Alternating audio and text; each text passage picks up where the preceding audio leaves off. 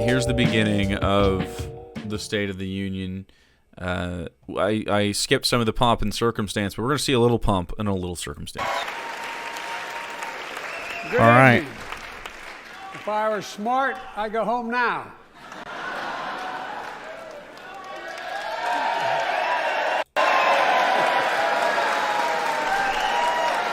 What up? Mr. Speaker, Madam Vice I'm going to pause throughout this, by the way. President, This is a review. members of Congress, my fellow Americans. A little rowdy In thing. January 1941, It's bad. Franklin Roosevelt came to this chamber to I'm not surprised. I'm not surprised that Joe Biden's going to do bad. Let's hope it's not too bad. speak to the nation. We'll And he see. said, I address you at a moment unprecedented in the history of the Union. Hitler was on the march. War was raging in Europe. President Roosevelt's purpose was to wake up Congress and alert the American people that this was no ordinary time.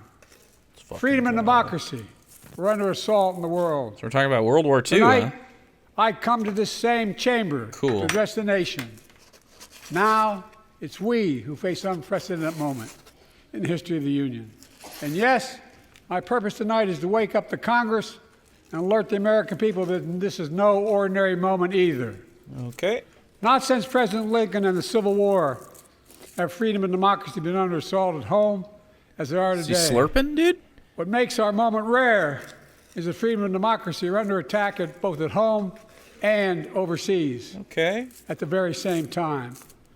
Overseas, Putin of Russia is on the march, Smoke check. invading Ukraine and sowing chaos throughout Wait, Europe. hold on. I don't want to rip off Joe Biden's content. I wouldn't want to chair stream Joe Biden's gripping content, dude. We're calling it content now. This is an idiocracy. It's not. There's no dignity in this. And beyond. If anybody in this room thinks Putin will stop at Ukraine, I assure you he will not. All right, yeah, fuck Putin, sure. Joe Biden, another victory for managed democracy. Fuck But yeah. Ukraine can stop Putin. All right, we need to figure out who is behind these fits for Kamala Harris and get rid of them. Who's behind this? Ukraine can stop Putin What's this doohickey? if we stand with Ukraine and provide the weapons that needs to defend itself. Back up already.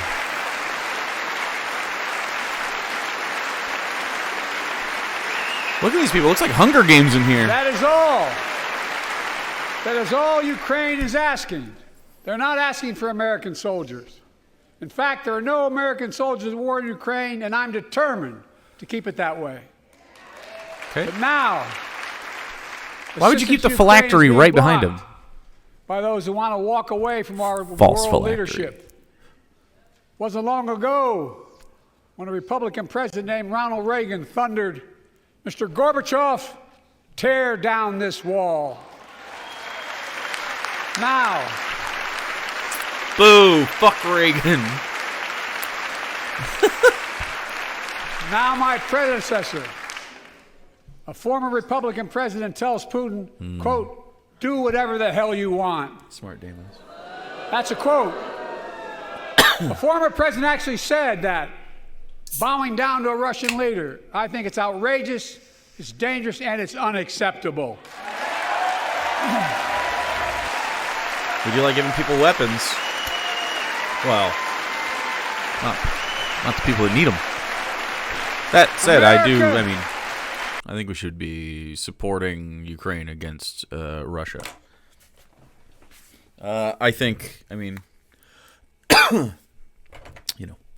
Russia wants to do empire building as well. As a founding member of NATO, the military alliance of democratic nations created after World War II to prevent war and keep the peace. And today, we've made NATO stronger than ever. We welcomed Finland to the alliance last year. And just this morning, Sweden officially joined, and their minister is here tonight. Can they stand up? That guy does look Swedish, doesn't he? Look how Swedish that fella is. Welcome. That man has pickled fish in his pocket. He's got a jar of it And they right know how now. to fight. A little rye bread or whatever. Mr. Prime Minister, welcome to NATO, the strongest military alliance the world has ever seen. I say this to Congress, we have to stand up to Putin. This is all Putin Send stuff? me a bipartisan national security bill. History is literally watching. History is watching. If the United States walks away, it will put Ukraine at risk. Europe is at risk. The free world will be at risk, emboldening others to do what they wish to do us harm. My message to President Putin, who I've known for a long time, is simple. We will not walk away.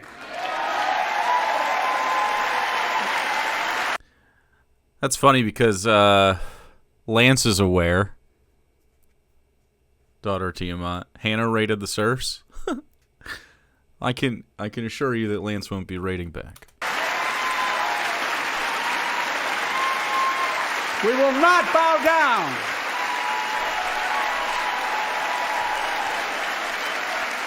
I will not bow down.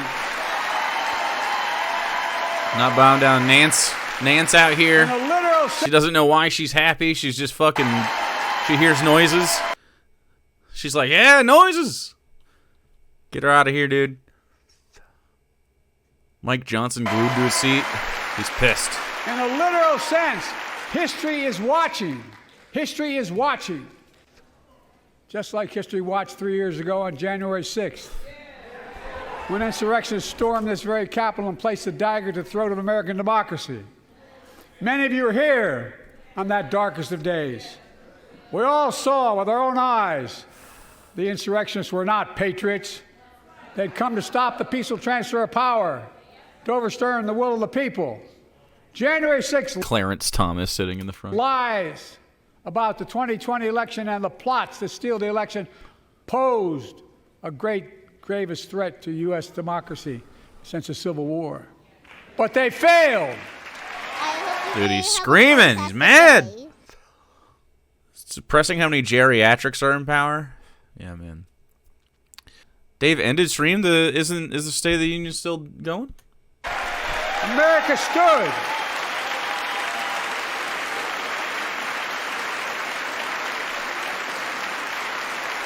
America stood strong and democracy prevailed. We must be honest. It's not just Democrats in this room, right? The Sounds threat pretty to loud in there. democracy must be defended. My predecessor and some of you here seek to bury the truth about January 6th. I will not do that. This is the moment to speak the truth and to bury the lies. Here's the simple truth. You can't love your country only when you win. Will that get through to a nationalist? Ooh, there's one. We have a few sitting claps. We have a few sitting clappers. There's just a lot of geriatric Republicans, that's all.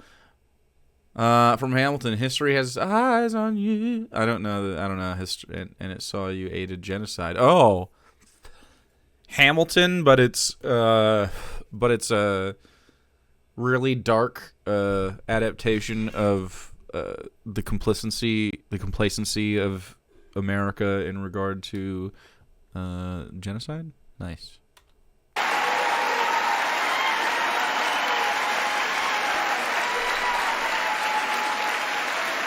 As I've done ever since being elected to office, I ask all of you without regard to party to join together and defend democracy. Remember your oath of office of defending against all threats, foreign and domestic. Yeah, but they're the domestic threat, man.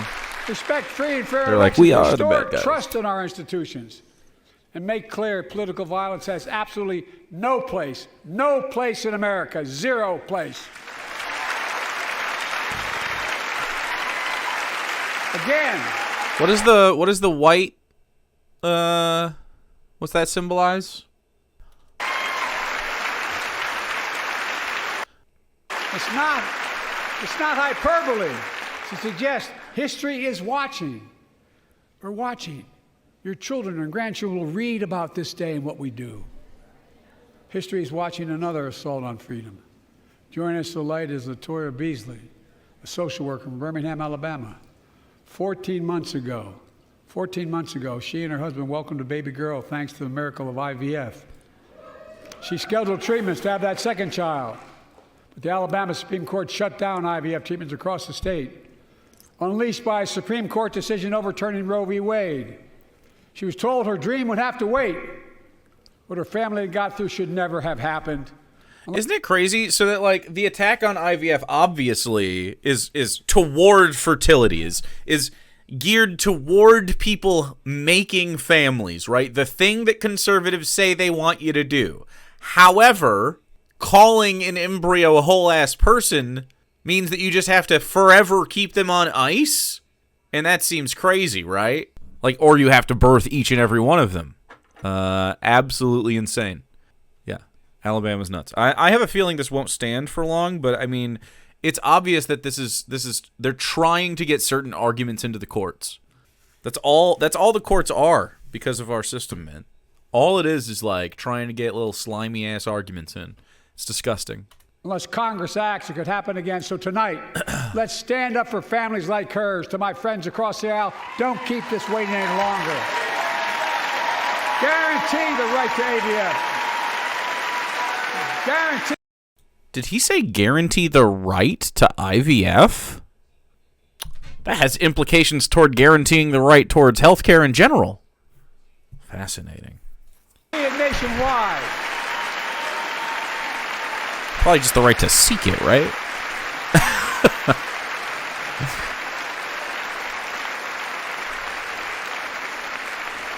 But, I mean, literally, though, like, imagine accidentally getting to pass guaranteed access to IVF. That's a fucking domino. Just by the wording of that. No way that's what they mean, but yeah. Like most Americans, I believe Roe v. Wade got it right. It's your party's fault, Joe. You guys let Roe v. Wade get overturned. You're at fault for this. Well, they didn't just let it get They didn't. So it's not just the failure of, like, the Hillary Clinton campaign for not succeeding, and then getting Donald Trump to have justices to have them go after Roe v. Wade. It's also not solving it with supermajorities several times since the passing of Roe v. Wade, just so that they could dangle it over everyone's head down the road for future elections. Like, literally just not enshrining it so that they can be like, well, I mean, they're going to come after your Roe v. Wade situations, so we'll be here to stop it. Just vote for us. It's all because they do self-enriching shit. This is why liberals suck. Liberals suck because they're corruptible. I'm making sort of a Jackie motion, and I didn't mean to, but now I'm committed to it. I didn't mean to Jackie it. That's my fault, Joe. I'm sorry. It was disrespectful, Mr. President. President Harris. I can't imagine. Okay, look. Even if I was president, it would make me fucking crazy that people called me Mr. President. The only person that can call me Mr. President is Sarah, and in fact, I demand it if I was president. It would be an upgrade to the title. But that otherwise, just that's really, it annoys me, the idea of an honorific. For being an incredible leader, defending reproductive freedom, and so much more.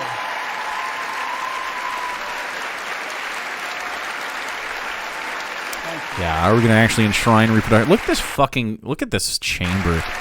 It's just like, I know, it's just like a room, I guess. It's not even that fucking crazy. It's just like, it annoys me. I don't know, it's the self-importance. The monkeys built a temple and said, look, this is where we put the important ones. And then so we decided that if they're in there, they're important. You know what I mean? It's really silly. I mean, frankly, they could do this remotely. I don't mind having some kind of meeting space that's cool or whatever. It's just like the how we do it, man. It feels bad. I gave myself a cramp. I had too much caffeine earlier. Gave myself a titty cramp.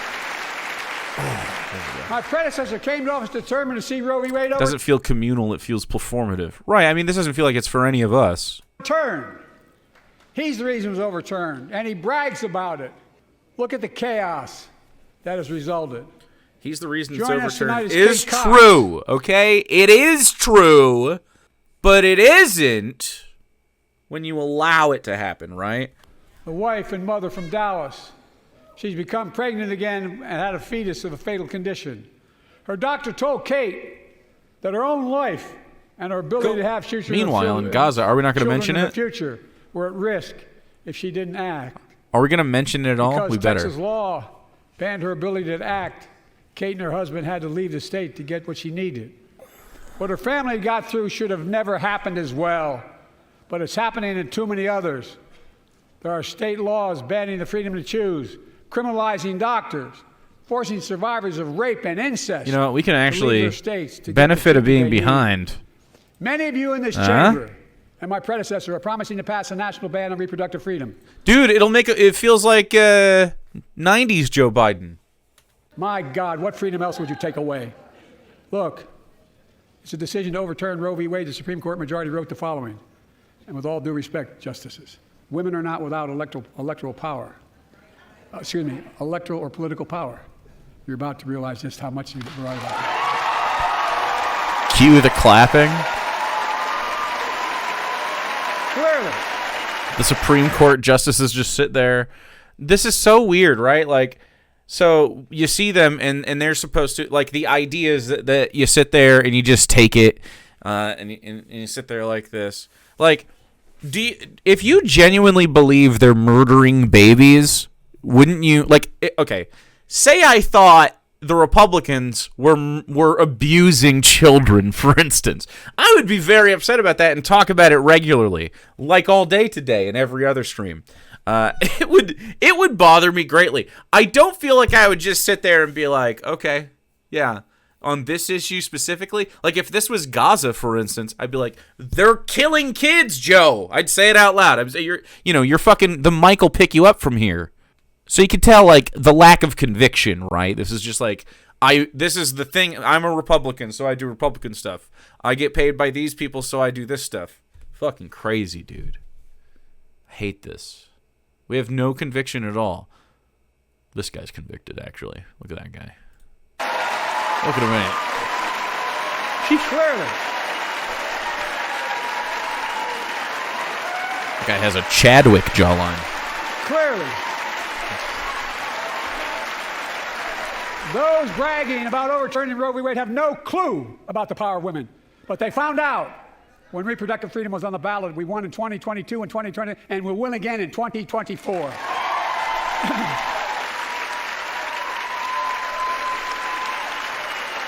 Chuck Schumer. Chucking and Schumann. If you, the American people, send me a Congress that supports the right to choose, I promise you, I'll restore Roe v. Wade as the law of the land again. Enshrining it in the Constitution would get me a little too messant, Joe. Clear your throat. Thank you. Folks, America cannot go back. I'm here tonight to show what I believe is the way forward, because I know how far we've come. 4 years ago next week, before I came to office, the country was hit by the worst pandemic and the worst economic crisis in a century. Remember the fear, record losses? Remember the spikes in crime and the murder rate, raging virus that took more than 1 million American lives, of loved ones, millions left behind?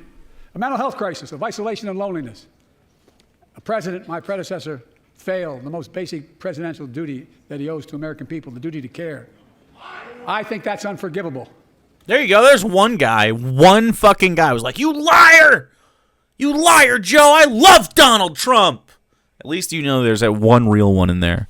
But he's a psycho, so that's an indictment on the whole thing, right? And one guy was pissed. You liar! I came to office determined to get us through one of the toughest periods in the nation's history. We have. It doesn't make news in 1,000 cities and towns. The American people are writing the greatest comeback story never told.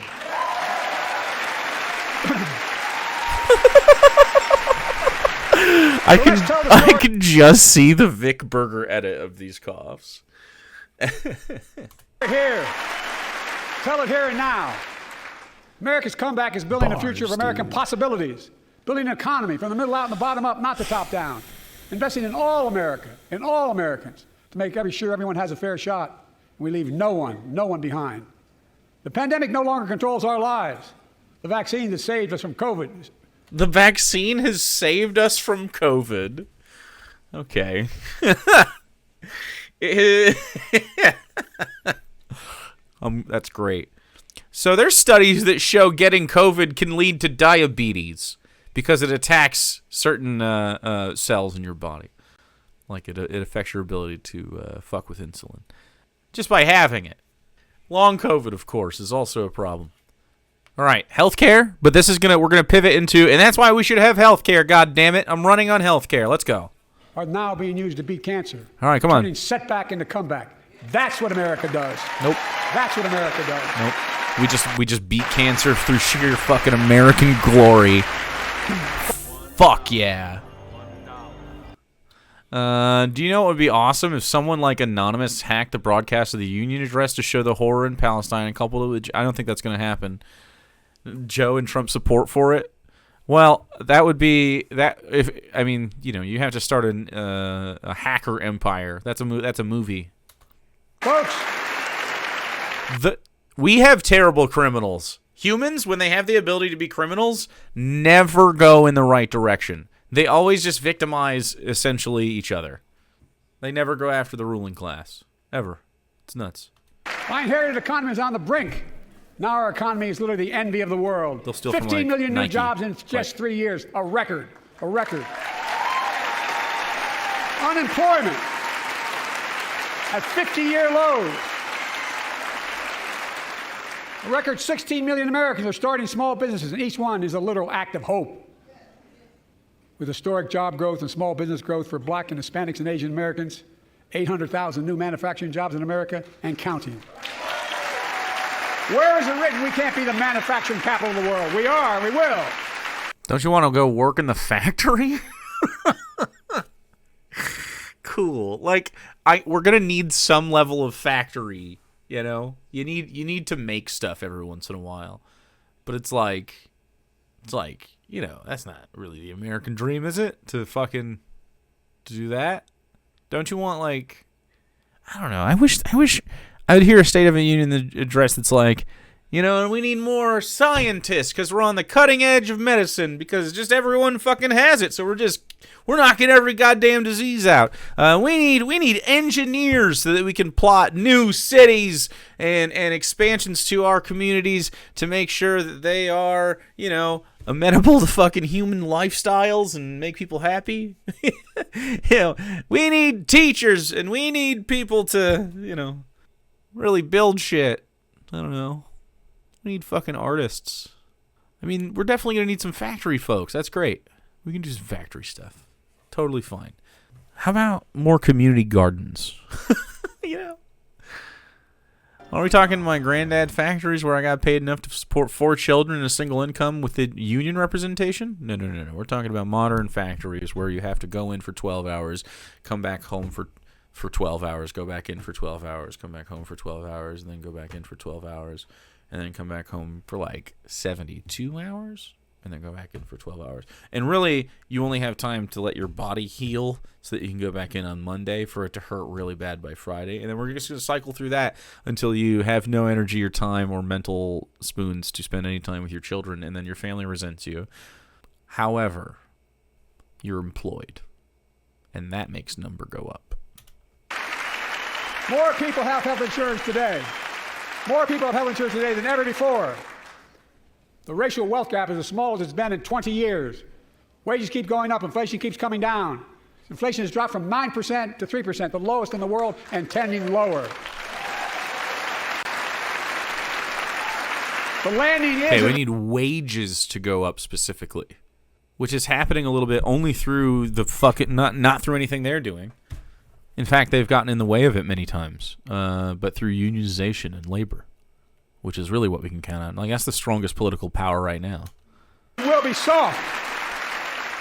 And now, instead of importing foreign products and exporting American jobs, we're exporting American products and creating American jobs. Right here in America, where they belong.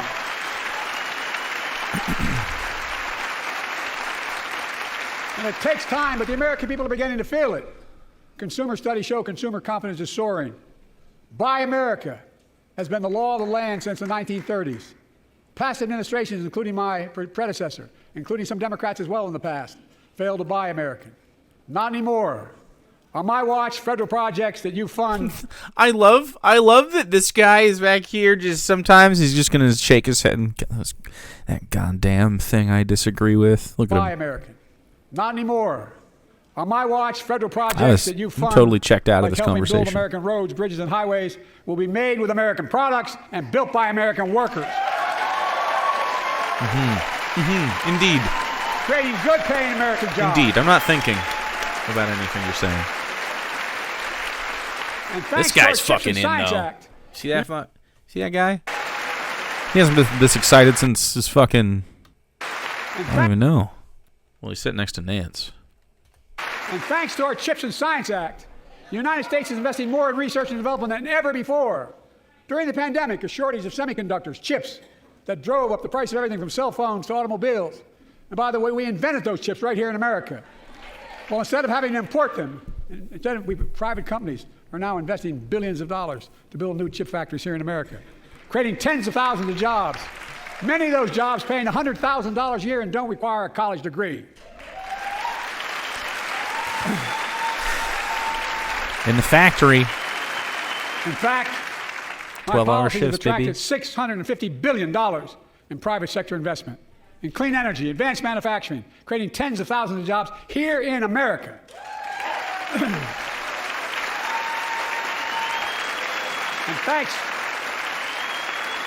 thanks to our bipartisan infrastructure law, 46,000 new projects have been announced all across your communities. And by the way, I noticed some of you strongly voted against it, or they're cheering on that money coming in. I'm with you. I'm with you. That's the first good dig, I feel like. If any of you don't want that money in your district, just let me know. Modernize our roads and bridges, ports and airports, public transit systems. Why did I bother getting a college degree? Great question. Removing poisonous lead pipes so every child can drink clean water without risk of brain damage. Providing affordable. These fucking Republicans, they love brain damage. Look at them. They're like, fuck that. I liked the lead. I liked how it tasted. Why would I want to replace lead pipe? Perfectly good lead. Huh? What? Why aren't they standing for that? Why aren't they excited? I don't, like, what, man? This guy's on his phone. Cool. Providing affordable high-speed internet for every American, no matter where you live, urban, suburban, or rural communities, in red states and blue states. Record investments in tribal communities. Because of my investment in family farms, because I invested in family farms led by my Secretary of Agriculture, who knows more about this than anybody I know, we're better able to stay in the family for those farms and their children and grandchildren won't have to leave home to make a living. It's transformative. The great comeback story is Belvedere, Illinois, home to an auto plant for nearly 60 years. Before I came to office, the plant was on its way to shutting down. Thousands of workers feared for their livelihoods. Hope was fading. Then I was elected to office, and we raised the Belvedere repeatedly with auto companies, knowing unions would make all the difference. The UAW worked like hell to keep the plant open and get these jobs back, and together we succeeded. Instead of auto factories shutting down, auto factories reopening, and new state-of-the-art battery factories being built to power those cars there at the same. Fuck yeah. All right. Counterpoint, the reason that they were freaking out about losing their jobs is because if you don't have a job in this place, you die. You die. Or specifically a job that pays super, super well. We just get, kicked to the streets instead of, just letting the economy work however it works, I guess, or whatever. Like, do we need it? Do we need a plant? Do we need why was it failing? I don't know. Like, I feel like, what if we just allocated stuff toward need instead of toward people need jobs? You feel me? Because that's what we're chasing. We chase people need jobs. And it's like, do they? Do we need the stuff they're making? Would we be fine without the stuff? Do these people need jobs? Some people need to work. We could even have everyone work but just less. So we all share more work or share less work together, right? You could have everyone work still if that's what you fucking need in your head, right? And instead of working 40-hour weeks, we could work fucking 10-hour weeks. You know, I'm going to go in for like, Friday's my day at the chip delivery service. And them chips, I like them. The folks at Belvedere, I say, instead of your town being left behind, your community is moving forward again. Because instead of watching auto jobs in the future go overseas, 4,000 union jobs with higher wages are building the future in Belvedere right here in America. Yeah.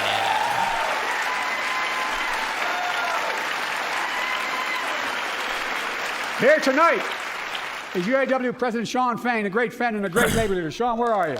Right. Stand up. Okay, he actually fucks. Go. I'm down with Shawn Fain. Is the strongest labor union leader in America, I think. Yeah, by far.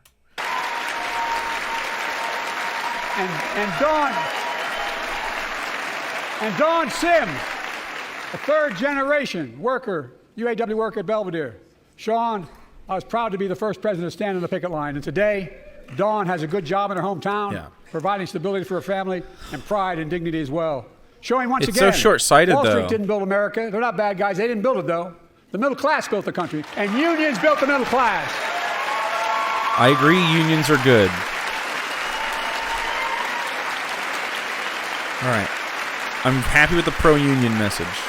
I say to the American people, when America gets knocked down, we get back up. That's so just like you motherfuckers. Back up on your feet. Clap for me. Back up, old ass. That's you, the American people. It's because of you America's coming back. It's because of you our future is bright. It's because of you that tonight we can proudly say the state of our union is strong and getting stronger. Why is he smarming? What? Look at. He goes. Getting stronger. Like I always knew it would. That's right. What? How can you smarm? I hate. Don't put this person back here ever again. Tonight. For more years. I want to talk about the future of possibilities that we can build together. A future where the days of trickle-down economics are over. And the wealthy and the biggest corporations no longer get all the tax breaks. And by the way, I understand corporations. I come from a state that has more corporations invested than every one of your states in the state of the United States combined. And I represented it for 36 years. I'm not anti-corporation. I am. But I grew up in a home where trickle-down economics didn't put much on my dad's kitchen table. That's why I determined to turn things around so middle class does fuck corporations. If the liberals can hit the domino of but you deserve collective bargaining power with unions, I'm fine with that. That's a way in. I'll take it from Joe Biden, you know what I mean? When they do well, the poor have a way up and the wealthy still do very well. We all do well. And there's more to do to make sure you're feeling the benefits of all we're doing. Americans pay more for prescription drugs than anywhere in the world. It's wrong, and I'm ending it. Are we getting health care, Joe? No, we're going to make them affordable, though, huh? With a law that I proposed and signed, not one of you Republican buddies voted for it. We finally beat Big Pharma. Instead of paying $400 a month or thereabouts for insulin with diabetes, and it only costs $10 to make, they only get paid $35 a month now and still make a healthy profit. $35 a month is still too much, but that's way more manageable. Trickle-down economics works about as well as Dave's cheese sieve. I'm sorry, what? The quiche? And I want to. But what to do next? I want to cap the cost of insulin at $35 a month for every American who needs it. Everyone. Okay. For years. Sure. People have talked about it, but finally we got it done and gave Medicare the power to negotiate lower prices on prescription drugs. Just like the VA is able to do for veterans. That's not just saving seniors money. It's saving taxpayers money. We cut the federal deficit by $160 billion. Because Medicare will no longer have to pay those exorbitant prices to Big Pharma. This year, Medicare is negotiating lower prices for some of the costliest drugs on the market that treat everything from heart disease to arthritis. It's now time to go further and give Medicare the power to negotiate lower prices for 500 different drugs over the next decade. That's it.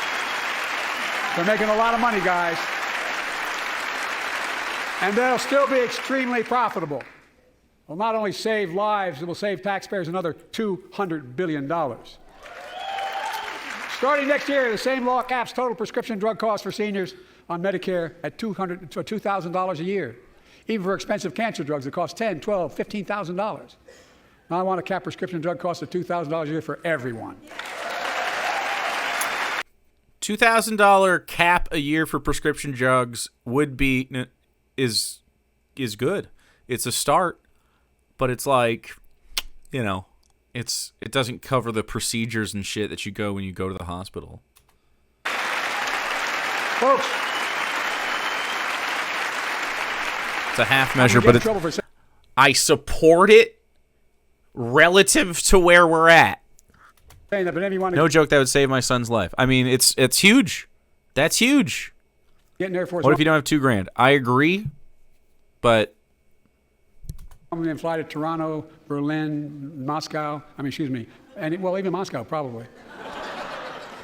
And bring your prescription with you, and I promise you I'll get it for you for 40% the cost you're paying now. Same company, same drug, same place.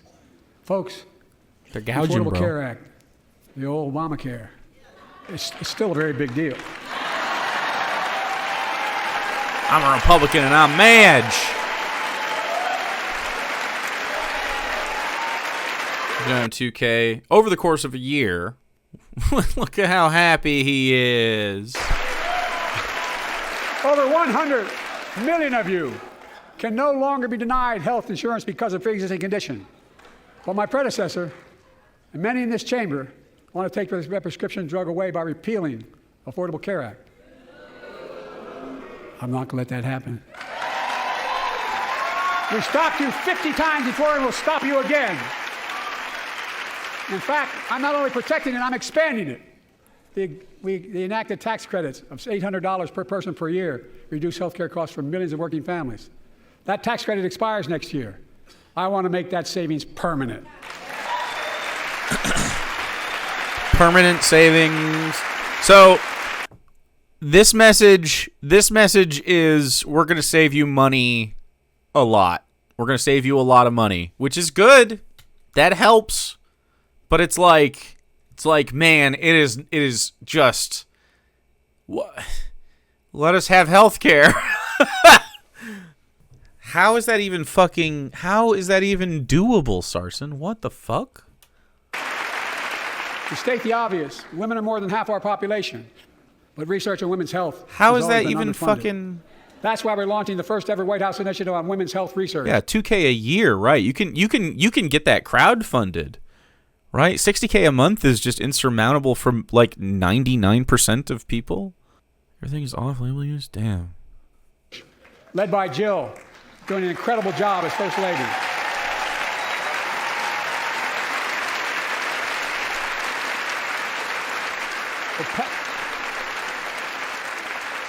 We'll pass my plan for $12 billion to transfer women's health research and benefit millions of lives all across America.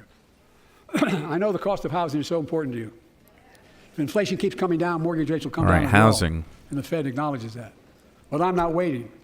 I want to provide an annual tax credit that will give Americans $400 a month for the next 2 years as mortgage rates come down, to put toward their mortgages when they buy their first home or trade up for a little more space. Just for 2 years. 2 years, $400 a month on your tax return for a tax credit. So it would be bulk at the beginning of the year.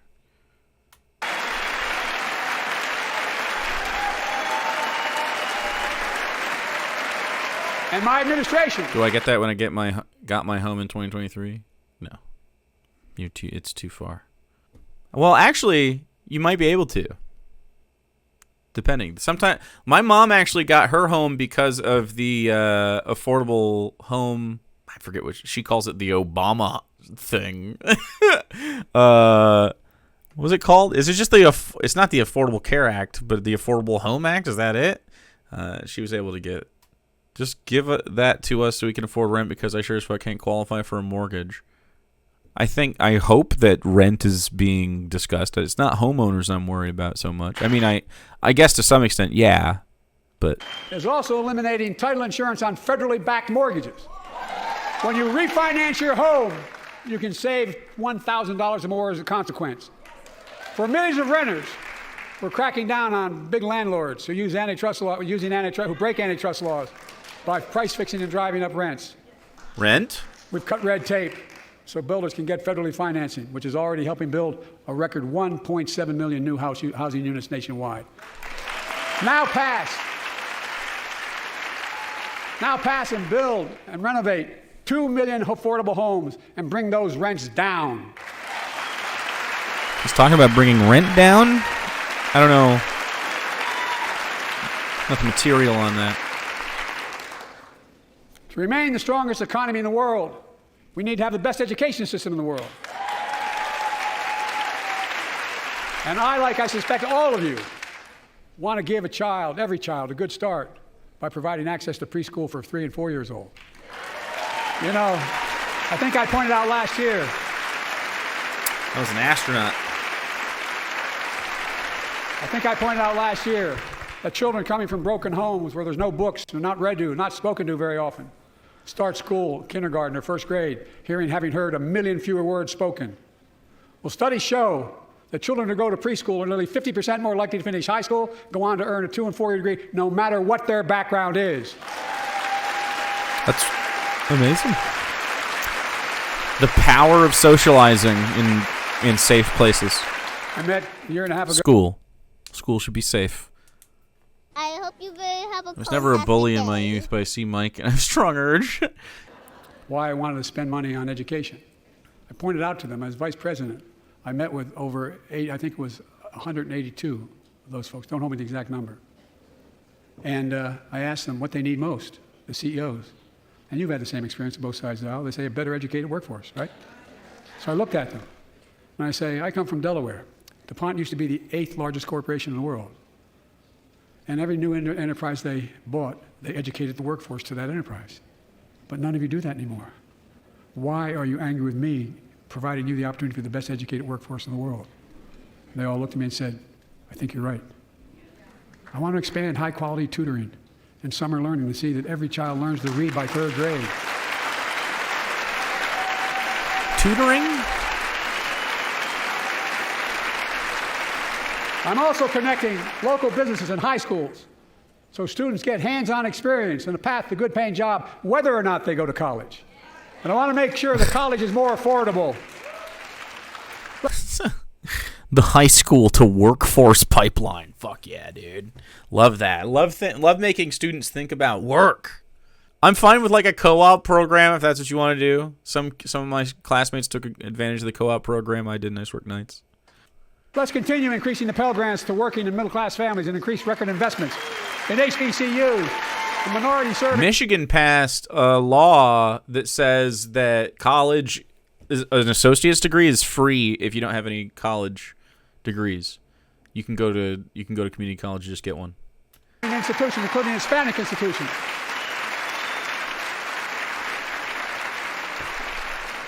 When I was told I couldn't universally just change the way in which we dealt with student loans, I fixed 2 student loan programs that already existed to reduce the burden of student debt for nearly 4 million Americans, including nurses, firefighters, and others in public service. Like Keenan Jones, a public educator from Minnesota, who's here with us tonight. Keenan, where are you? Keenan, thank you.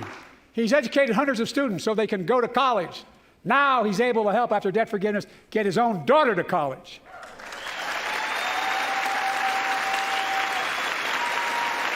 And folks, look, such relief is good for the economy because folks are now able to buy a home, start a business, start a family.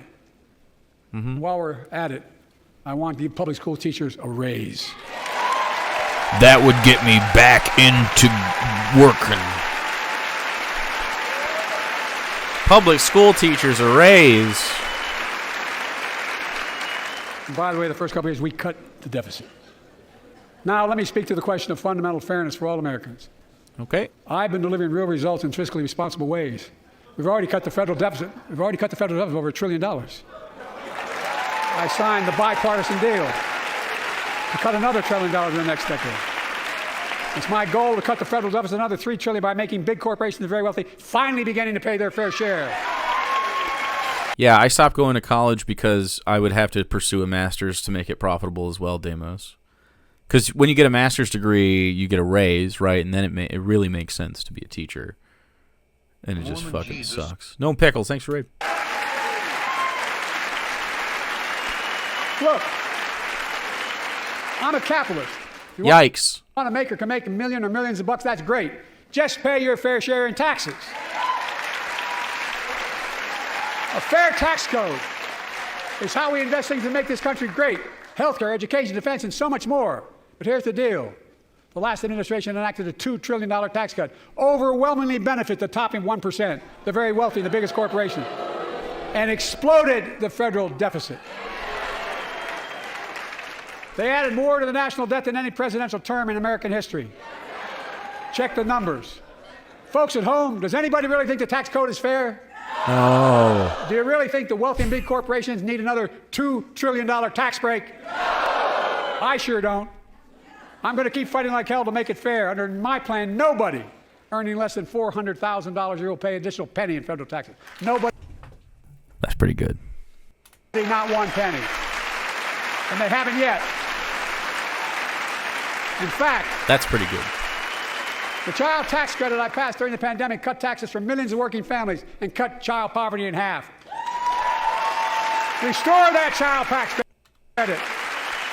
No child should go hungry in this country. Embarrassing. The way to make the tax code fair is to make big corporations and the very wealthy begin to pay their fair share. Remember in 2020, 55 of the biggest companies in America made $40 billion and paid zero in federal income tax. Zero. Not anymore. Thanks to the law I wrote and we signed, big companies have to pay a minimum of 15%. 15? But that's still less than working people pay in federal taxes. Yep. It's time to raise corporate minimum tax to at least 21%. Jesus fucking Christ. That's shit. So every big corporate... That's dog shit. Did you know a contractor, if they make like $400,000 or whatever, have to pay like fucking 40%? Finally begins to pay their fair share. Also want to end tax breaks for big pharma, big oil, private jets, massive executive pay when it's only supposed to be $1 million that can be deducted. They can pay them $20 million if they want, but deduct $1 million. End it now. You know, there are 1,000 billionaires in America.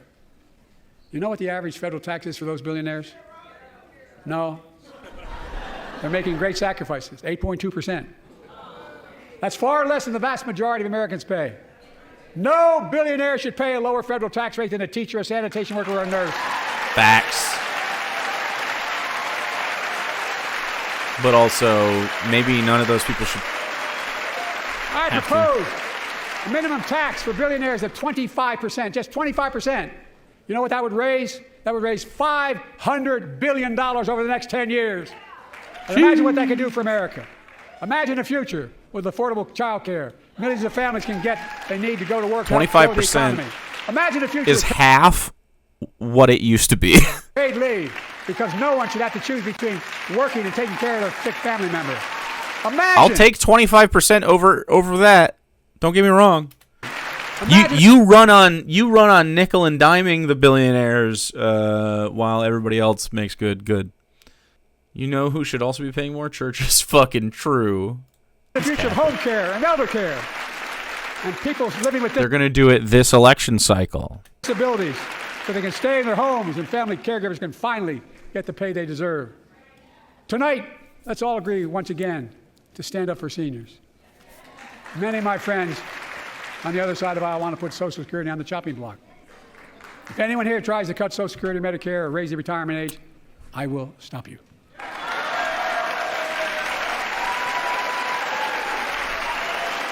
The working people who built this country pay more into Social Security than millionaires and billionaires do. It's not fair. We have two ways to go.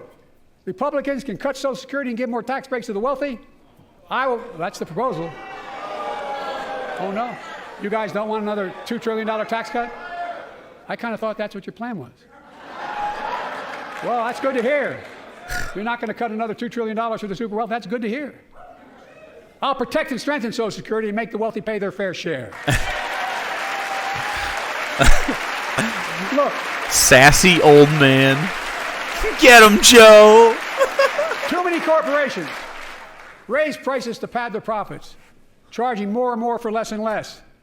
That's why we're cracking down on corporations that engage in price gouging and deceptive pricing, from food to healthcare to housing. In fact, the snack companies think you won't notice if they change the size of the bag and put a hell of a lot fewer, same size bag, put fewer chips in it. No, I'm not joking. It's called shrinkflation. Pass Bobby Casey's bill and stop this. I really mean it.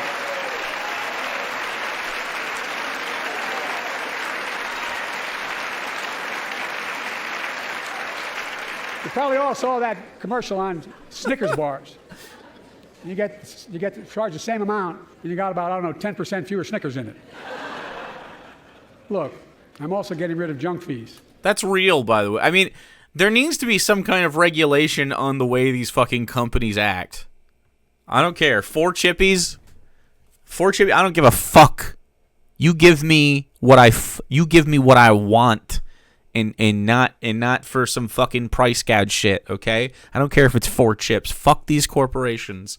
I won't even eat them. I'll throw them on the fucking ground for the birds. Fuck bicycles. Make chip bags full again. You're goddamn right. Joe opens a bag of Lay's chips and was like, oh, hell no. Those hidden fees at the end of your bill that are there without your knowledge. My administration announced we're cutting credit card late fees from $32 to $8. Okay, late fees. Banks and credit card companies are good, I guess. Are allowed to charge what it costs them to instigate the collection. And that's more a hell of a lot like $8 and 30-some dollars. They don't like it. Credit card companies don't like it. But I'm saving American families $20 billion a year with all the junk fees I'm eliminating. Folks at home. Republicans pissed. That's why the banks are so mad. It's $20 billion in profit. I'm not stopping there. My administration has proposed rules to make cable, travel, utilities, and online ticket sellers tell you the total price up front so there are no surprises. It matters. It matters. And so does this. Can we talk about the airplanes falling out of the sky? In November, my team began serious negotiation with a bipartisan group of senators. The result was a bipartisan bill with the toughest set of border security reforms we've ever seen. Oh, you don't think so? Oh, you don't like that bill, huh? That conservatives got together and said it was a good bill? I'll be darned. That's amazing. Okay, that's pretty funny. I'll be darned. That's amazing. That bipartisan bill would hire 1,500 more security agents and officers, 100 more immigration judges to help tackle the backload of 2 million cases, 4,300 more asylum officers, and new policies so they can resolve cases. If Joe Biden makes fun of Republicans, I'm in. Okay, like, I mean, I'm not like, I don't mean I like politically align with Joe Biden. I mean, I'm here. I'll sit and listen. In 6 months instead of 6 years now. What do you get? Mad guy nodded and said that's true. 100 more high-tech drug detection machines to significantly increase the ability to screen and stop vehicles smuggling fentanyl into America. That's killing thousands of children. This bill would save lives and bring order to the border. It will also give me and any new president new emergency authority to temporarily shut down the border when the number of migrants at the border is overwhelming. Ugh. I don't like executive power. The Border Patrol Union has endorsed this bill. The Federal Chamber of Commerce is, yeah. You're saying low. Look at the facts. I know. I know you know how to read. I like that, though. Do that again. I believe that given the opportunity for a majority in the House and Senate would endorse the bill as well. A majority right now. I am. But unfortunately, the Senate. politics has derailed this bill so far. I'm told my predecessor called members of Congress in the Senate to demand they block the bill. He feels political win. He viewed it as a political win for me and a political loser for him. It's not about him. It's not about me. I'd be a winner. Not really.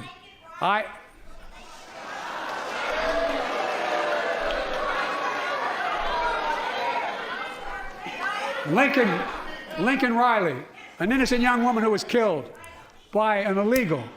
That's right. But how many of the thousands of people being killed by illegals? To her parents, I say, my heart goes out to you, having lost children myself. I understand. But look, if we change the dynamic at the border, people pay these smugglers $8,000 to get across the border because they know if they get by and let into the country, it's 6 to 8 years before they have a hearing. And it's worth taking the chance of the $8,000. But if it's only 6 weeks, the idea is it's highly unlikely that people will pay that money and come all that way knowing that they'll be able to be kicked out quickly. Honestly, that's a really good argument.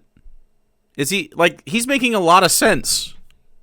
Yeah. I mean, if you're going to be here for 6 weeks and it's very quick to get processed and sent back or kept here, it'll be unlikely for you to spend 6 to 8 years getting knocked around in the system to make that $8,000 back. You know what I'm saying? Like, that does make a lot of sense. A lot of the problems about the border is the lack of permeability. Like, if you just let people through and we're like, okay, you have a 48-hour pass, go hang out. You know what I mean? Like, here you go. You have the ability to visit. Oh, you're trying to get to work? Okay, well, you have this amount of time based on, whatever your thing is. Just screen people through. Oh, you're trying to get work? Here's how. We're going to let the employer know. We're going to let the, whatever you got going on. No human is legal. Exactly. If you have, and border security is a real thing. There are actual psychos. I don't think most people that seek border are psychos, but there's going to be some psychos. You know what I mean? Sure. Keep tabs on someone that you let into your house. You know what I'm saying? Watch, you pay attention. I'm fine with that. But at some point, you just gotta, they're human beings, man. You just gotta let people live. You can't be like, nope, you were on the other side of that border, so you have to stay on that side. They're like, but I want to come over and see if you guys got something good going on. You say you got something good going on. You're America, right? Like, and America's like, yeah, we got great shit going on. It's the greatest it's great. It's just so great. We have Kamala Harris. Everyone loves her. America's sweetheart, Kamala Harris. And I'm like, man, that sounds like a sweet deal. I'd love to be part of something like that. Folks. Jalen. Jalen. Speaking of the native populations that used to live on that land. I'm sorry. The time has passed to humanize any of those souls. No. It is now America and Mexico. Those are the two people that live there now. Okay, Mr. America and Mrs. Mexico. Respectfully suggest my Republican friends owe it to the American people, get this bill done. We need to act now. Senorita Mexico. Who is he sitting next to? Is he sitting next to Bobert? These are the last two people that should sit next to each other. Are they fucking already? Nah, she's too old for him. She wants to, but he won't have it.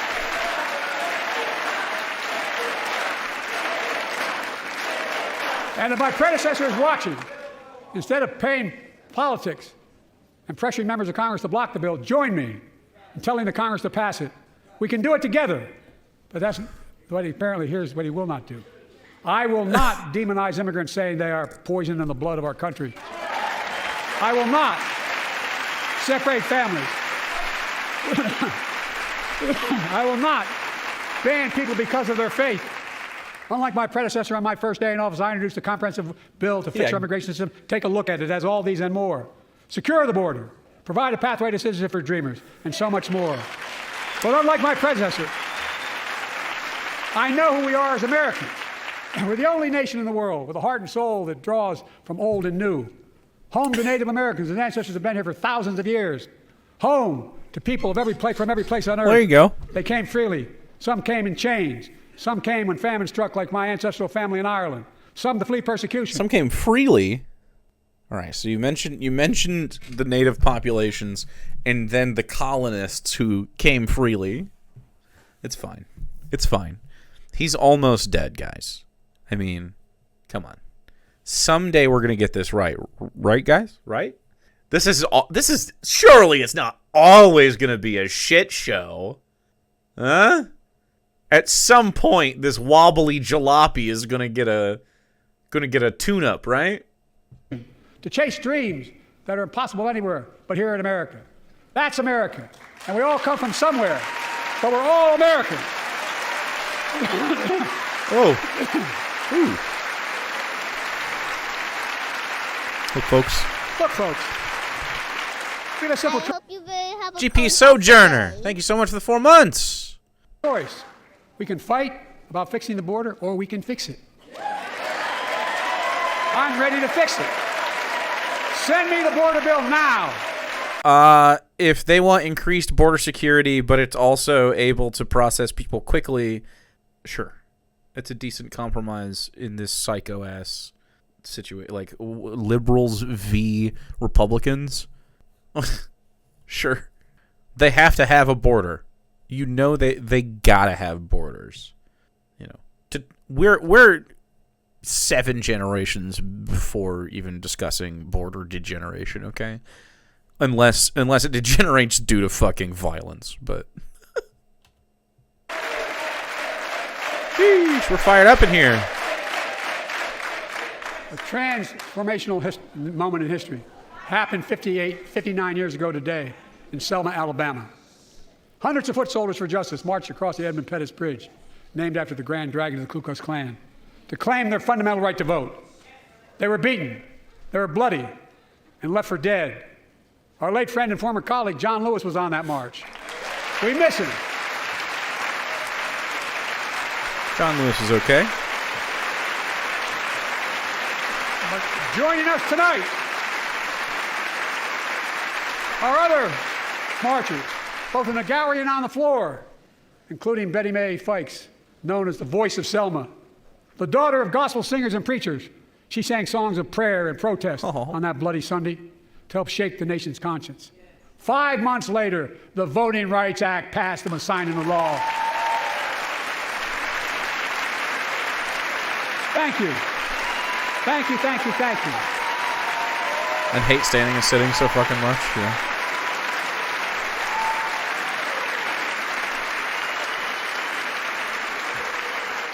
But 59 years later... Is he making them stand up? No, okay. What Joe Biden is doing here is compelling them to stand up through his rousing speech craft, okay? Do you really need 800 special guest stars, Joe? Yeah, this is, you know, we're heading into the end of the first major arc of this story, you know what I mean? Like, if Dark Brandon's story is going to be a second term versus Trump, I mean, I'm in. Let's go. I genuinely believe Joe Biden is capable of winning if he's alive and cogent. Like, if his brain works, he should be able to beat this guy. I don't know why we have to make it so precarious, but we're doing that. Sure. Hard mode. They were like, okay, do you want to play Elden Ring or Cuphead? You got to win on the first try. No deaths. Let's go. There are forces taking us back in time. Voter suppression, election subversion, unlimited dark money, extreme gerrymandering. John Lewis is a great friend to many of us here. But if you truly want to honor him and all the heroes who marched with him, then it's time to do more than talk. Pass the Freedom to Vote Act, the John Lewis Voting Right Act. I'm into that. That's a good one. It's a good act. And stop denying another core value of America, our diversity across American life. Banning books, it's wrong.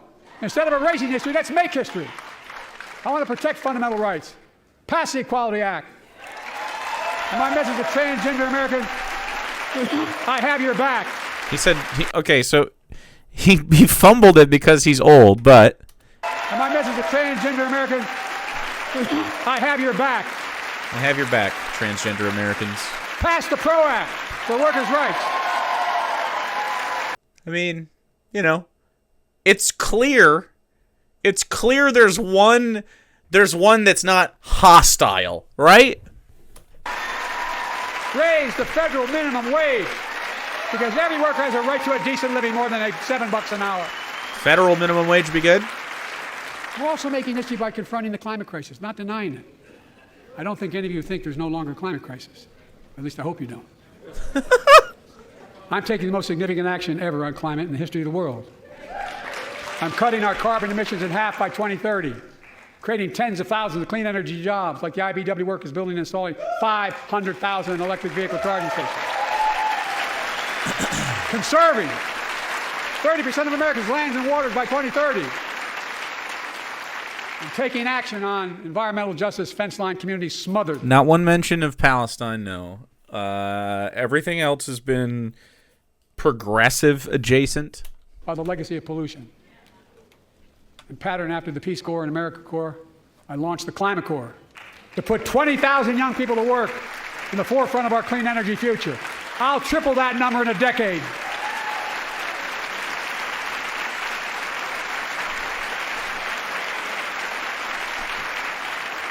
To state the obvious, all Americans deserve the It's the freedom. State of the Union, so, I mean, like, it's not necessarily... I mean, that's probably how they're going to go about it, unless it's mentioned near the end. It's the state of, like, domestic... It's a speech about domestic policy, right? But, like... You know. I think he mentioned Ukraine, so... Them to be safe. And America It seems like a cop-out, but yeah, it is a cop-out. is safer today than when I took office. The year before I took office, murder rates went up 30%. 30% they went up. The biggest increase What's in he saying? I can't even hear. 30% they went up. The biggest What, man? It didn't come... No, it didn't work. Whatever that was for, it didn't work. He was mad that violence went down. increase in history. It was then, through my American Rescue Plan, which every American voted against, I might add, we made the largest investment in public safety ever. Last year, the murder rate saw the sharpest decrease in history. Violent crime fell to one of its lowest levels in more than 50 years. But we have more to do. We have to help cities invest in more community police officers, more mental health workers. I hear agree. I think that's what... Yeah. United States Marines, I think. That's it. He said United States Marines. Hoorah, brother, or something. More community violence intervention. Give communities a tool to crack down on gun crime, Hoorah, retail crime, and carjacking. Sure. Keep building trust as I've been doing by taking executive action on police reform and calling for it to be the law of the land. What are we doing? Directing Wait, hold on. Police reform? Crackdown on gun crime? crime and carjacking. Invest in more community police officers. Nope. More mental health workers. Nope. More Yes. community violence intervention. Give communities the tool to crack down on gun crime, retail crime, and carjacking. Keep building trust as I've been doing by taking executive action on police reform and calling for it to be the law of the land. Directing my cabinet to review the federal classification of marijuana and expunging thousands of convictions for the mere possession, because no one should be jailed for simply using or having it on their record. Hey, that's pretty good, though. All right, so I'm not for police. I am for reforming them.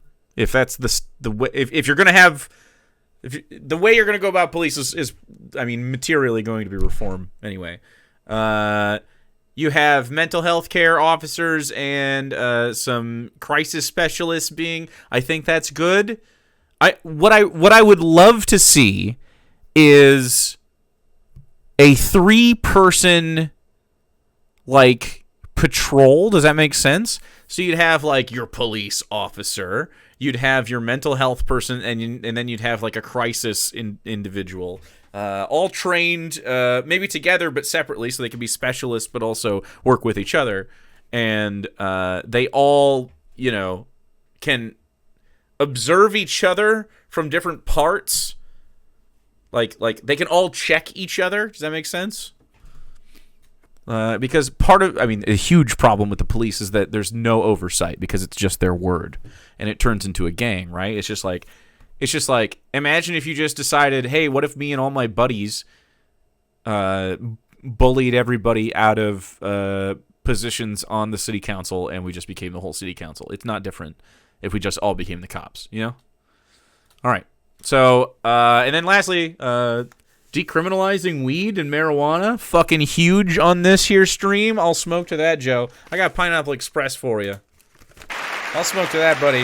Let's roll one up. Take on crimes of domestic violence.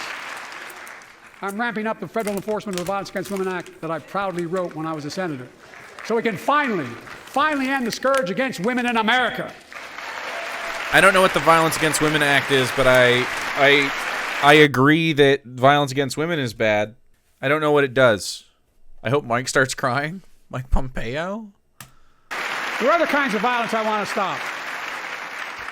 With us tonight is Jasmine, whose 9-year-old sister Jackie was murdered with 21 classmates and teachers in an elementary school in Uvalde, Texas. Very soon after that happened, Jill and I went to Uvalde for a couple of days. We spent hours and hours with each of the families. We heard their message, so everyone in this room, in this chamber, could hear the same message. The constant refrain, and I was there for hours meeting with every family. They said, do something. Do something.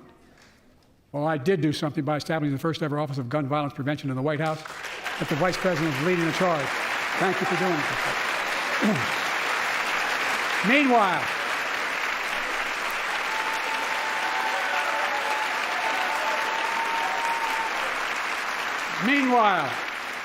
my predecessor told the NRA he's proud he did nothing on guns when he was president. Huh. Oh. After another shooting in Iowa recently, he said, when asked what to do about it, he said, just get over it. He mentioned reproductive rights earlier, and he had a big speech, part of the speech about that, yeah. Just get over it. I say, stop it. Stop it, stop it, stop it.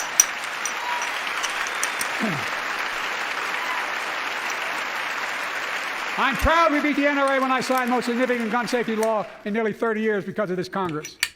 We now must beat the NRA again. I'm demanding a ban on assault weapons and high-capacity magazines. Pass universal background checks. Uh-oh. None of this. This is going to be the one. None of this. Fuck. I taught the Second Amendment for 12 years. None of this violates the Second Amendment or vilifies responsible gun owners. You know, as we manage challenges at home, we're also... This is... Oh, man. Okay. This is a problem. I mean, I'm not opposed. It's just... Now it's a Second Amendment election now. Managing crisis abroad, including in the Middle East. I know the last 5 months... But we're pivoting immediately into Palestine to take our brains off of it. Let's go. Come on, Joe. Don't fucking... Gut-wrenching for so many people, for the Israeli people, for the Palestinian people, and so many here in America. This crisis began on October 7th with a massacre by a terrorist group called Hamas, as you all know. 1,200 innocent people, women and girls, men and boys, slaughtered after enduring sexual violence. The deadliest day for the Jewish people since the Holocaust, and 250 hostages taken. Here in the chamber tonight are families whose loved ones are still being held by Hamas. I pledge to all the families that we will not rest until we bring every one of your loved ones home. We also... Are Republicans going to stand up? Wide shot me, Daddy. Wide shot me, producer of PBS NewsHour.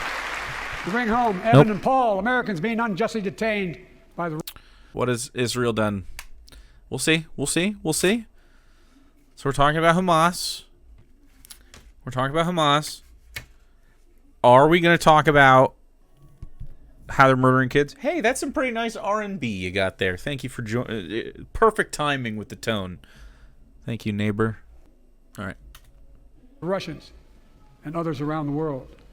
Israel has a right to go after Hamas. Hamas ended this conflict by releasing hostages, laying down arms, could end it by releasing the hostages, laying down arms, and surrendering those responsible for October 7th. But Israel has Israel has a added burden because Hamas hides and operates among the civilian population. Oh my fucking God. Under hospitals, daycare centers, and all the like. Oh my fucking God. Nope. No, it's fucked. Nah, it's fucked. It's fucking over.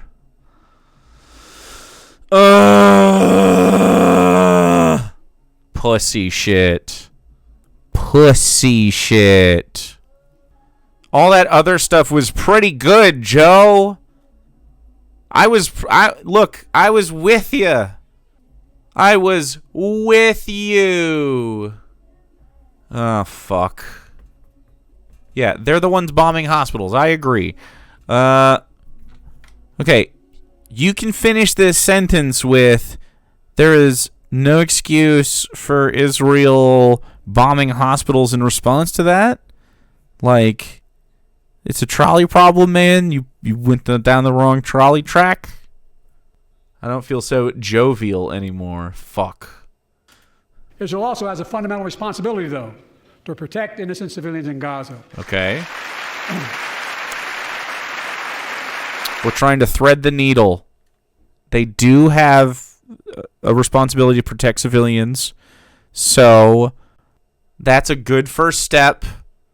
What I need you to do is condemn some things.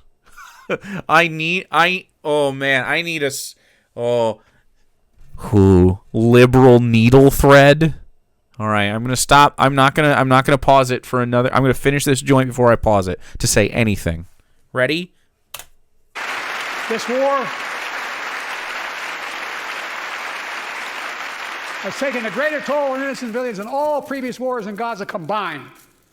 More than 30,000 Palestinians have been killed, most of whom are not Hamas. Thousands and thousands of innocent women and children, girls and boys, also orphaned.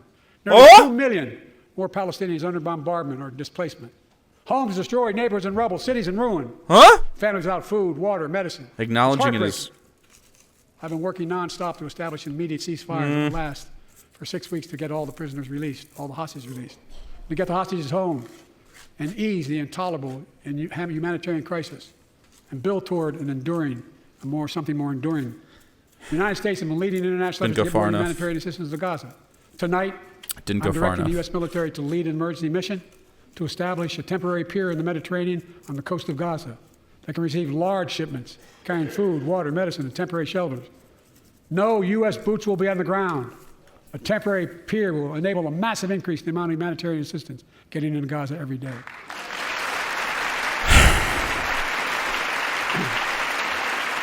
And Israel must do its part.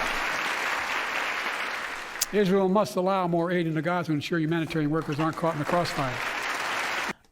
Okay, saying Israel must do something is close to being strong against it, I guess. Holy shit. Like, I'm looking for anything that I can latch onto from a liberal's brain. Like, I like materially helping with a fucking temporary pier thing. We'll see what it looks like, man. And Israel isn't going to fuck around with that kind of shit. Maybe stop sending them weapons to use to kill those innocent people. But think of the profit. Think of the profit we could get. They're announcing they're going to have a crossing in northern Gaza. To the leadership of Israel, I say this. Humanitarian assistance cannot be a secondary consideration or a bargaining chip. Protecting and saving innocent lives has to be a priority. As we look to the future, the only real solution to the situation is a two-state solution over time. That's a good, I appreciate that. And I say this, as a lifelong supporter of Israel, my entire career, no one has a stronger record with Israel than I do. I challenge any of you here. I'm the only American president to visit Israel in wartime, but there is no other path that guarantees Israel's security and democracy. There is no other path that guarantees Palestinians can live in peace with peace and dignity. And there's no other path that guarantees peace between Israel and all of its neighbors, including Saudi Arabia, with whom I'm talking. Creating stability in the Middle East also means containing the threat posed by Iran. That's why... Okay, we're on to Iran. He just said he supported a two-state solution, which is... is that the most explicit any president has been about this so far? Has anyone else offered a two-state solution before? Divide it up and hope that they don't fight anymore. Okay, guys, you're going to break it up again, but don't oppress the other people in the same area as you again. Yeah, I guess. So, okay. a two-state solution is explicitly like anti-apartheid. It's not like you're not going to have race tension forever. You're going to have South Africa. Well, it's not what we want, but I mean, like, and then imagine, I don't know, Palestinian Israeli president, you know what I mean? Or whatever they have. It's my bar's on the floor. I mean, it's literally, this is the best stance that we've had so far publicly. And it's that looks like, okay, so you know how it was like, I think he was like 95% like contemptible, and like 5% of it was like, you gotta stop, hey, don't kill the kids, but he wasn't doing anything. He's still repeating Israeli propaganda. I agree. And saying that they were fucking of course they're hospitals of course they're throwing a of course he's throwing a bone to Israel in this because he's a fucking liberal. I'm frustrated that the people out here who, especially the Republicans, who will say BLM burned down cities, though they are more mad about that fucking hype, like that I can't think of the word, exaggeration, than they are about actual entire cities being reduced to rubble, killing families. I'm just... Do you want to turn your stream on? No. Oh, okay. Fucking... Oh, okay. I agree with you. Build a coalition of more than a dozen countries to defend international shipping and freedom of navigation in the Red Sea. I've ordered strikes to degrade the Houthi capability and defend U.S. forces in the region. As Commander-in-Chief, I will not hesitate to direct further measures to protect our people and our military personnel.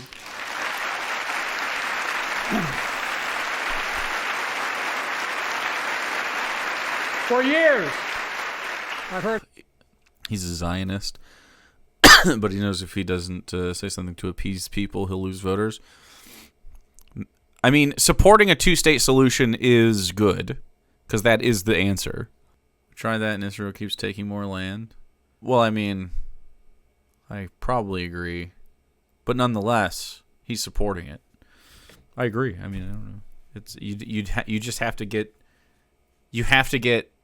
the Israeli people to not be fucking psycho right now, like at least that wing of them, and not have power. Many of my Republican and Democratic friends say that China is on the rise and America is falling behind. They've got it backwards. I've been saying it for over 4 years, even when I wasn't president. America is rising. We have the best economy in the world. And since I've come to office, our GDP is up, our trade deficit with China is down to the lowest point in over a decade. And we're standing up against China's unfair economic practices. We're standing up for peace and stability across the Taiwan Straits. I've revitalized our partnership and alliance in the Pacific. India, Australia, Japan, South Korea, Pacific Islands. I've made sure that the most advanced American technologies can't be used in China, not allowing to trade them there. Frankly, for all this tough talk on China, it never occurred to my predecessor to do any of that. I want competition with China. He's always that fucking guy. Like, I agree Donald Trump is an idiot, but look at this fucking smarm. I can't even deal with it. Talk on China, it never occurred I to my agree with predecessor to you. do any of that. I want competition with China, not conflict. Nose exhale. And we're in a stronger I just fucking, it's these people, man. position to win the conflict of the 21st century against China than anyone else, for that matter, than any time as well. Here at home, I've signed over 400 bipartisan bills. There's more to pass my unity agenda. Strengthen penalties on fentanyl trafficking. You don't want to do that, huh? Pass bipartisan privacy legislation to protect our children online. Harness the promise of AI to protect us from peril. Ban AI voice impersonations and more. That's a great one. That's a great policy to ban AI impersonations and shit. And keep our truly sacred obligation to train and equip those we send into harm's way and care for them and their families when they come home and when they don't. I think that's what he means. Banning AI revenge porn as well. That's why That would count as an impersonation. support and help of Dennis and the VA, I signed the PACT Act. One of the most significant laws ever, helping millions of veterans exposed to toxins who now are battling more than 100 different cancers. Many of them don't come home, but we owe them and their families support. We owe it to ourselves to keep supporting our new health research agency called ARPA-H, and remind us that we can do big things, like end cancer as we know it, and we will.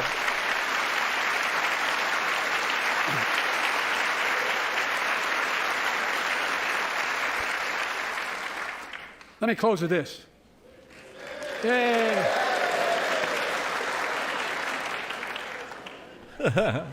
I know you don't want to hear any more, Lindsay, but I got to say a few more things. I know it may not look like it, but I've been around a while. When you get to be my age, certain things become clearer than ever. I know the American story. Again and again, I've seen the contest between competing forces in the battle for the soul of our nation, between those who want to pull America back to the past and those who want to move America into the future. My lifetime has taught me to embrace freedom and democracy, a future based on core values that have defined America: honesty, decency, dignity, equality, to respect everyone, to give everyone a fair shot, to give hate no safe harbor. Now, other people my age see it differently. The American story of resentment, revenge, and retribution, that's not me. I was born in mid-World War II when America stood for the freedom of the world. I grew up in Scranton, Pennsylvania, and Claymont, Delaware, among working-class people who built this country. I watched in horror as two of my heroes, like many of you did, Dr. King and Bobby Kennedy, were assassinated. And their legacies inspired me to pursue a career in service. I left the law firm and became a public defender because my city of Wilmington was the only city in America occupied by the National Guard after Dr. King was assassinated because of the riots. And I became a county councilman almost by accident. I got elected to the United States Senate when I had no intention of running at age 29. Then vice president of our first black president. Now president to the first women vice president.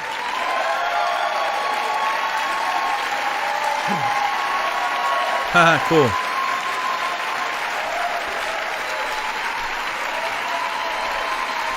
No, we were the good guys in World War II. Career, we went right in there to save them as soon as we knew something was wrong, Stradoodle. All of America agreed. I've been told I was too young. By the way, they didn't let me on the Senate elevators for votes sometimes. Not a joke. And I've been told I'm too old. Yeah. We should have an age cap on this shit.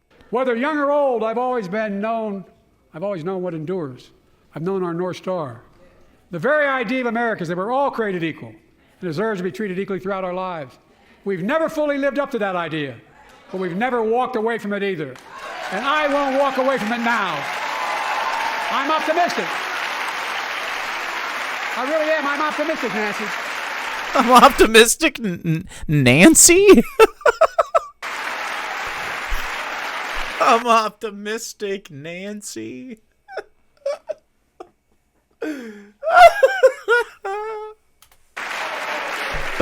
My fellow Americans. Can you imagine being a Nancy Pelosi enjoyer? My corn is so moist that it's actually dripping. Do I have to? America is a nation that can be defined in a single word. I was going to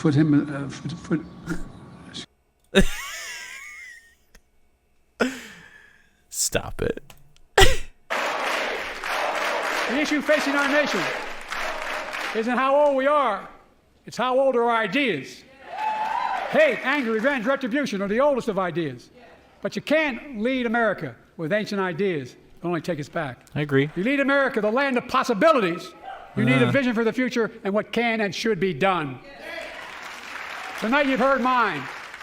I see a future where defending democracy, you don't diminish it. I see a future where we restore the right to choose and protect our freedoms, not take them away. I see a future where the middle class finally has a fair shot and the wealthy have to pay their fair share in taxes. I see a future where we save the planet from the climate crisis and our country from gun violence. Above all, I see a future for all Americans. I see a country for all Americans. And I will always be president for all Americans because I believe in America. I believe in you, the American people. You're the reason we've never been more optimistic about our future than I am now. So let's build the future together. Let's remember who we are. We are the United States of America. Yay. And there is nothing beyond our capacity when we act together. God bless you all. And may God protect our troops. Thank you, thank you, thank you. Wow. Wow. All right. The Palestine-Gaza shit was pretty disappointing. I am displeased as a leftist on the liberal grading curve.